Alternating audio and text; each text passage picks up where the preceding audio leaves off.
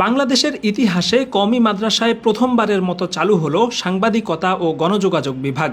বর্তমানে মিডিয়ায় যেভাবে ইসলাম ও মুসলমানদের বিরুদ্ধে পরিকল্পিত প্রোপাগান্ডা চালানো হয়, এমন প্রেক্ষাপটে সঠিক ও বস্তুনিষ্ঠ সংবাদ তুলে ধরার মতো কর্মী বাহিনী গড়ে তোলার লক্ষ্যে বসুন্ধরা সংলগ্ন ইসলামিক রিসার্চ একাডেমিতে চালু হয়েছে সাংবাদিকতা ও গণযোগাযোগ বিভাগ। সাংবাদিকতা বিষয়টা আসলে রকেট সায়েন্স না, অনেকে খুব ভয় পান সাংবাদিক। রাজধানীর বসুন্ধরার বসুমতীতে অবস্থিত প্রতিষ্ঠানটি সরেজমিন পরিদর্শনে দেখা যায় একঝাঁক তরুণ সারি সারি ল্যাপটপ ও কম্পিউটার নিয়ে প্রশিক্ষণ গ্রহণ করছেন, যেখানে বেসিক কম্পিউটার থেকে শুরু করে ফিচার ও script writing, news resource, news format সাজানো, সাউন্ড ও ভিডিও এডিটিং সহ সংশ্লিষ্ট বিষয়গুলো ধাপে ধাপে প্রশিক্ষণ দেওয়া হচ্ছে। এখানে তরুণদের অত্যন্ত আগ্রহ ও স্পৃহার সাথে কাজ শিখতে দেখা গেছে, যাদের চোখে মুখে রয়েছে মিডিয়ায় অবহেলিত মুসলিম উম্মার জন্য নতুন কিছু করার স্বপ্ন।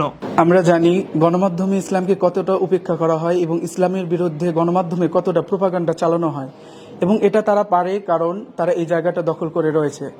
তো আমরা এই জায়গাটা থেকে অনেকটা পিছিয়ে রয়েছি, তাই আক্ষরিক অর্থে আমরাও সাংবাদিকতা শিখতে চাই এবং ইসলামের বিরুদ্ধে তারা যে প্রোপাগান্ডা চালায় সেটার বিরুদ্ধে আমরা রুখে দাঁড়াতে চাই এবং সারা বিশ্বে বিশুদ্ধ এবং সঠিক সংবাদ ছড়িয়ে দিতে চাই। তবে নামকাওয়াস্তে অনভিজ্ঞ ব্যক্তিদের দিয়ে নয়, বরং জাতীয় টিভি চ্যানেল এবং পত্রিকাগুলোর সিনিয়র সাংবাদিকগণ এখানে প্রশিক্ষণ দিচ্ছেন, যাদের মধ্যে সময় TV, news 24, Kaler Kantho, ATN Bangla সহ মেইন স্ট্রিম মিডিয়ার সাংবাদিকগণ রয়েছেন।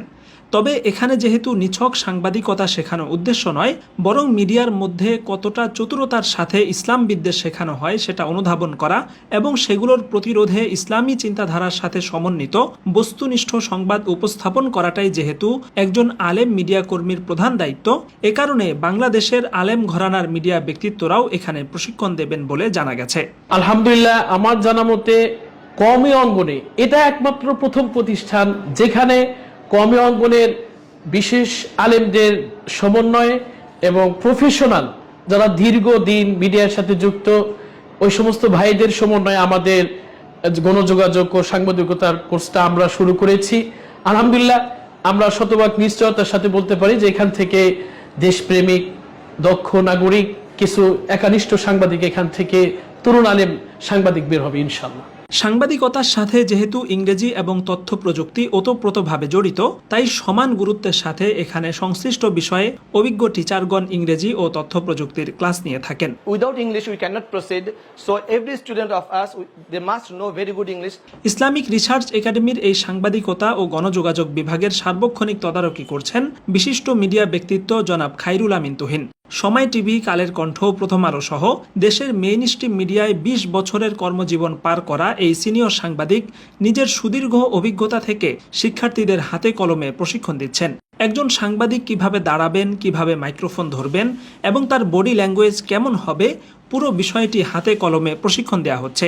এমনকি শিক্ষার্থীদেরকে বোঝানোর জন্য প্রশিক্ষকগণ নিজেরা উপস্থাপনা করে দেখাচ্ছেন। যতগুলি মিডিয়া রয়েছে বা ডেইলি নিউজ পেপার রয়েছে, কোথাও আমাদের শক্ত কোনো অবস্থান ভূমিকা নেই, না থাকার কারণে আমরা সর্বমহলে এক্ষেত্রে আমরা উপেক্ষিত।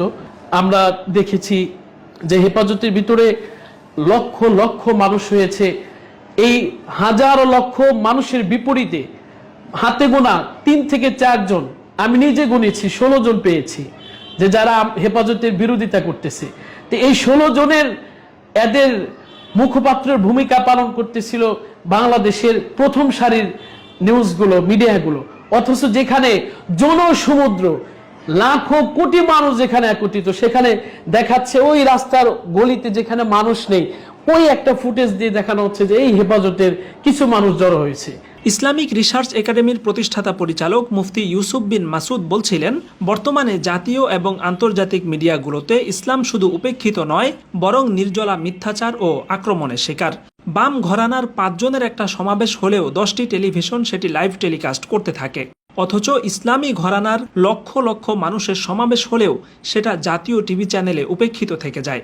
এছাড়া নারী অধিকার, ইসলামী খেলাফত সহ গুরুত্বপূর্ণ ইসলামী বিষয়গুলোতে প্রচলিত মিডিয়া যেভাবে সংঘবদ্ধ প্রোপাগান্ডা চালায়, তাদের প্রতিরোধে যোগ্য, প্রশিক্ষিত এবং নিবেদিত প্রাণ ইসলামী চেতনাধারী মিডিয়া কর্মী গড়ে ওঠা একান্ত প্রয়োজন, যারা মিডিয়া অঙ্গনে দেশ, জাতি এবং মুসলিম উম্মাহকে নিয়ে বলিষ্ঠ ভূমিকা পালন করতে চান।